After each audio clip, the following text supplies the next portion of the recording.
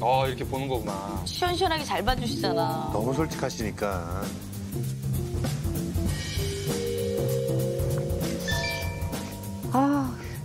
이 화기가 너무 많은데. 화기가 많다. 화 기운? 야, 약간 그 공포의 집 들어가는 느낌이고. 무서워. 들어가도 되나요? 안녕하세요. 어머 세상에.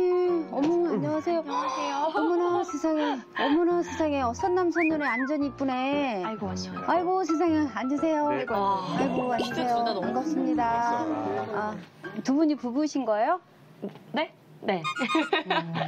연애는 언제부터 하신 거예요? 한 7, 8년 정도 친구로 지내다가 굉장히 짧게 연애하고 아이가 생기고 결혼을 짧게 어떻게 한 2, 3개월 완전 급행열차네.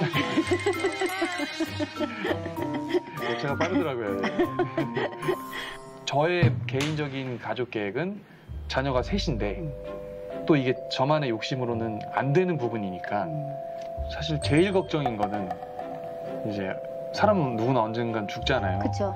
그러니까 저도 죽고 이제 아내도 죽었을 때 아들 이한이 혼자 남았을 때가 조금 걱정이 되더라고요.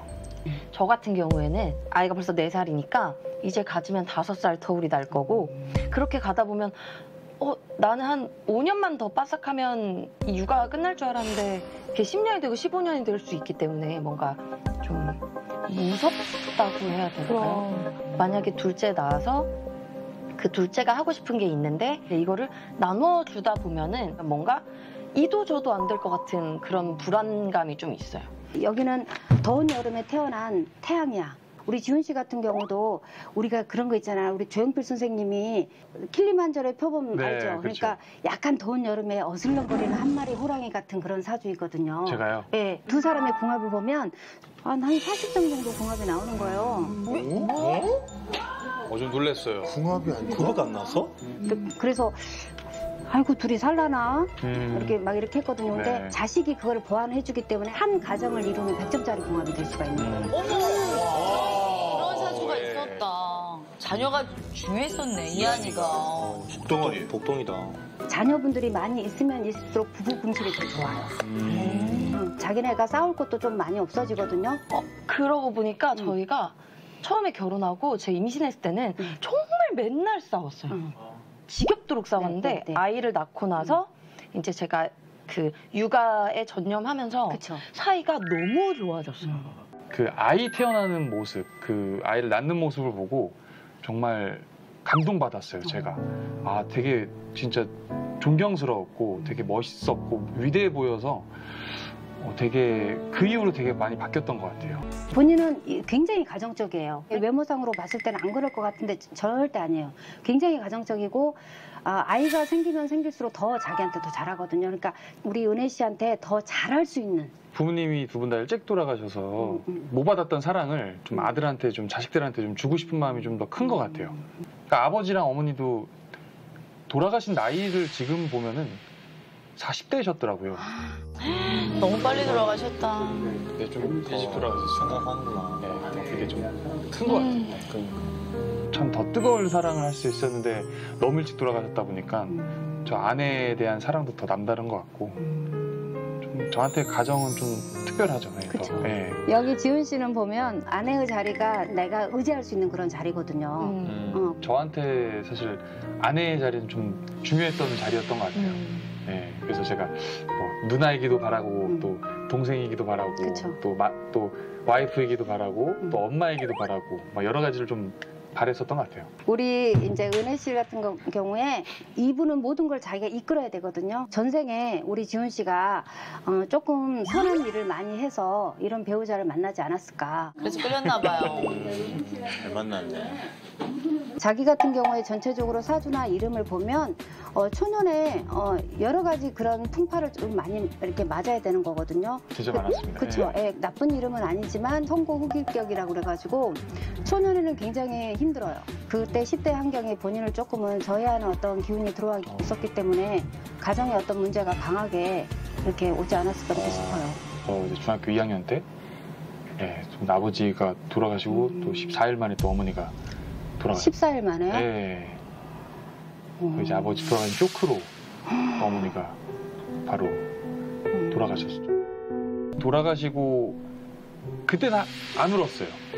그때 돌아가신 때는 눈물을 단 한 방울도 안 흘렸었어요. 그래서 주변 이제 누나들도 그렇고 그 친척분들도 독한 애다, 어떻게 저렇게 눈물 한 방울 안 흘리냐라고 이제 얘기를 들었는데, 그때는 뭐 실감 안 난 것도 있었지만 억눌렀던 것 같아요. 나까지 무너져 버리면 우리 가족 다 무너진다라는 마음이 그때부터 생겼던 것 같아요. 그래서 눈물을 안 흘리고 이제 누르고 있다가, 그러고 나서 이제 제가 그때는 운동선수였어요. 축구 선수로 활동을 했었거든요. 장례를 또 치르자마자 바로 기숙사로 들어가서 훈련을 할 수밖에 없었던 상황이었는데, 그러고 나서 이제 일주일 정도 뒤에 정말 지금도 생생히 기억하는데, 저녁이었거든요. 저녁밥을 먹고 이제 다 같이 친구들하고 청소를 하고 이불을 깔고 이제 치침 이러고 자는 시간이었는데, 그 예능을 보고 있었어요, 남들은. 그래서 저도 다 이게 화기애애하게 되게 깔깔깔깔 웃고 있는데, 갑자기 이제 그때 순간 팍 오더라고요. 그래서 이불을 뒤집어 쓰고 정말 오열했어요. 그래서 터졌어요. 그때는 진짜 막 애들이 다 분위기가 쌓여질 정도로 저 혼자나 진짜 빠져서 계속 울었던 것 같아요. 얼마나 힘들었어, 세상에. 네. 축구 선수로도 이제 아버지가 마지막 유언이 꼭 가슴에 태극기를 달았으면 좋겠다, 주기사기를 했죠. 그래서 결국에는 운이 또 좋게 태극기를 또 달긴 달았어요. 네. 청소년 국가대표가 돼서 아버지의 꿈을 어떻게 보면 이루고 그랬었죠.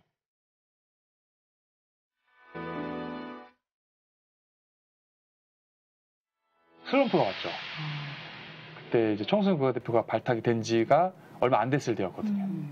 그때가 이제 무릎 부상을 당했었을 때였는데 십자인대가 파열이 됐어요. 축구 선수로는 사실은 그때 당시에는 좀 복귀하기가 그렇게 쉽진 않은 그런 컨디션이었는데, 그때 수술을 이제 1년 정도 재활을 하고, 야, 드디어 내가 몸 상태가 돌아왔구나 했는데 전지훈련을 갔어요. 중국으로 전지훈련을 갔는데 상대방 선수가 제 무릎에 앉은 거예요. 그래서 무릎이 반대로 꺾였어요. 이게 행복과 슬픔이 꼭 같이 오는 것 같아요. 이게 참 안타깝게도. 네. 우리 은혜 씨는 그 전에 그럼 어떤 거 하셨어요? 저는 모델 일을 한 10년 조금 넘게 했습니다.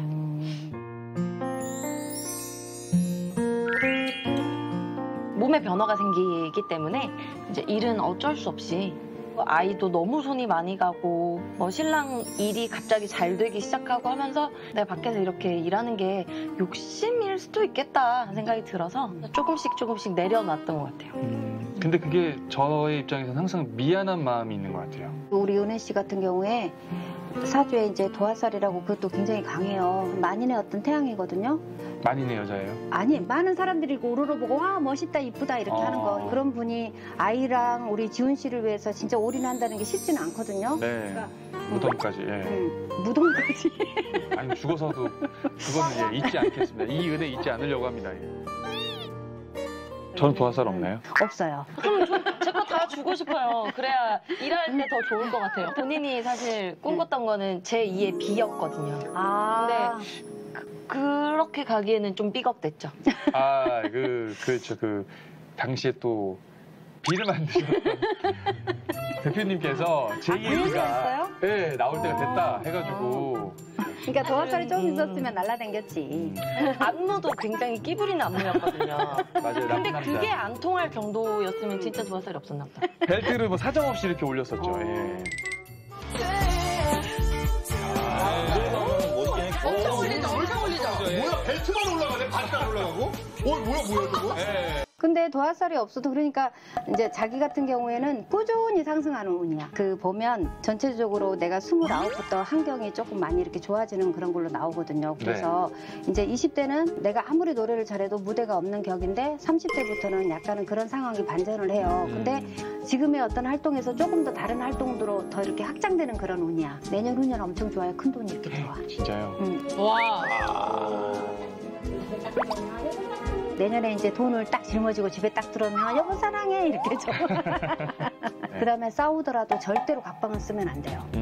둘이는 꼭 무조건 싸우더라도 정말 꼴보기 싫고 믿고 하더라도 꼭 한 방에서 꼭 주무셔야 돼요. 기질 자체가 싸울 때는요 불화산이 폭발하는 것처럼 그런 파장 효과가 있을 수가 있어요. 둘이 이렇게 싸울 때는. 싸우면요. 그쵸. 자기들이 막 불같이 싸울 때는 있잖아. UFC 같이 막 권투같이 막 이렇게 싸움박질을 하다가 딱 방에 들어가면 그게 갑자기- 연장이 돼요. 아, 그래서 저기 무슨 주짓수로 소리가 막 바뀌었다가 그치. 이제 그쵸. 무슨 소리가 막 나. 주짓수가 근데 그게 이제 태폐적인 그런 소리도 날 수가 있고 막 이렇게 그렇죠, 그렇죠. 할 수가 있거든요. 그래서 그렇지, 그렇지. 왜. 그래서 그 속궁합이 한 80점에서 90점.